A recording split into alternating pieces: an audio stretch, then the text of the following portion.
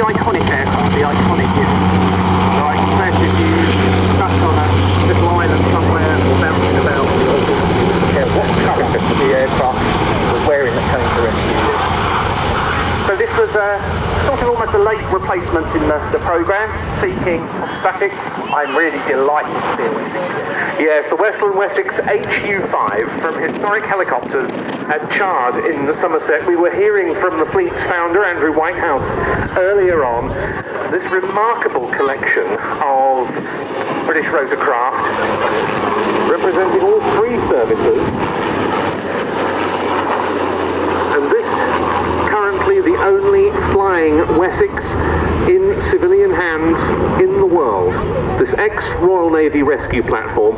But also, Andy, it reflects the involvement of the Wessex in Royal Navy service 40 years ago in the Falklands, doesn't it?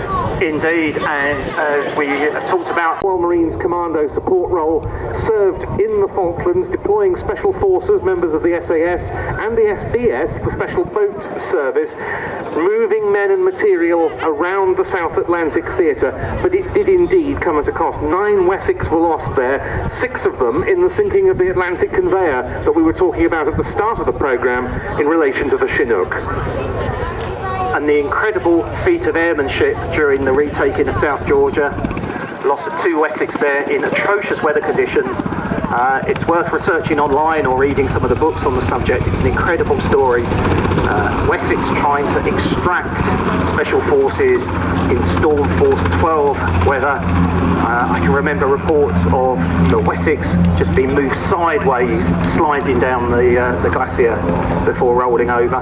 But 1 Wessex did manage to come to the rescue. Everyone was extracted safely. And that Wessex still survives to this day. It's an old Mark III that had been converted for the commando support role, and it's exhibited in the Fleet Air Arm Museum at Yeovilton, nicknamed Humphrey, and it still bears the scars of those operations in the South Atlantic.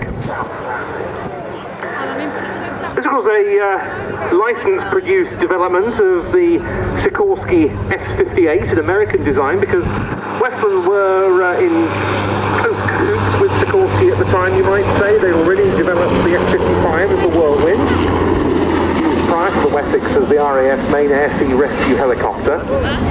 The F-58 was shipped to the UK. It was re-engined with a British power plant, a single Napier Gazelle, and it first took to the air in May 1957.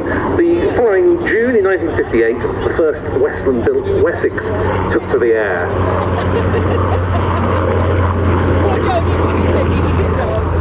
And of course, in addition to supporting our search and rescue theme, there's also a big royal link here as well. Of course, both the late Prince Philip and Prince Charles were trained as Wessex pilots, and of course this aircraft, this type, did serve on the Queen's flight, as it was called then, not 32, the Royal Squadron, that's a later incarnation. A huge advance on everything that had gone before, far more capable at night and in bad weather. It really did give the Royal Navy a great deal of what it needed for that role for many, many years. The RAF took it on as well as the Wessex HC-2 with twin coupled Rolls-Royce gnome engines, and that's the configuration we see on this one. And in fact, that's one of the main design considerations for the sort of chunkiness of the aircraft. Yes. Is the position of the engines. The aircraft kind of has a mouth, yes, at the nose, and that actually opens up, and that's the front end of the engines. The engines are actually angled upwards at 45 degrees. The pilots or the aircrew basically sit astride them, and then the crankshaft and the gearbox is behind and above.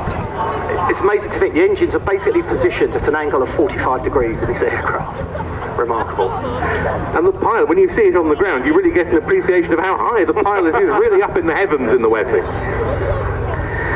The RAF put the Wessex into service in 1964, and they operated worldwide, supporting UK and Allied forces. They served for many years in Northern Ireland, and of course, Wessex were the last British military aircraft to serve in Hong Kong with number 28 Squadron, up until the territory was handed back to Chinese control in 1997.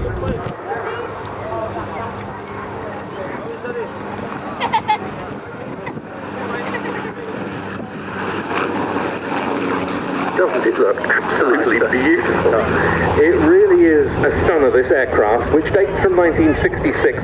It served with the Royal Navy Commando Helicopter Force, the so-called Jungley Force, out in the Far East. It was transferred to the search and rescue role with 771 Naval Air Squadron at Culdrose in Cornwall, but it then went back to commando tasks with 845 Squadron in the Falklands. It was flown out there in a short Belfast transport of Heavy Lift Cargo Airlines in May 1982, so 40 years ago last month. For many years. It was much later acquired by Andrew Whitehouse for his historic helicopters collection. It flew again in February 2019, and you might well have seen it feature in a TV series, the name of which I temporarily forget, about different aircraft restorations. 10,000 hours were spent on the restoration of this machine, and it's part of the 4-strong historic helicopters deployment to Cosford for today's show, which is unprecedented. Landing on the far side, and it was one of the true legends of the airshow circuit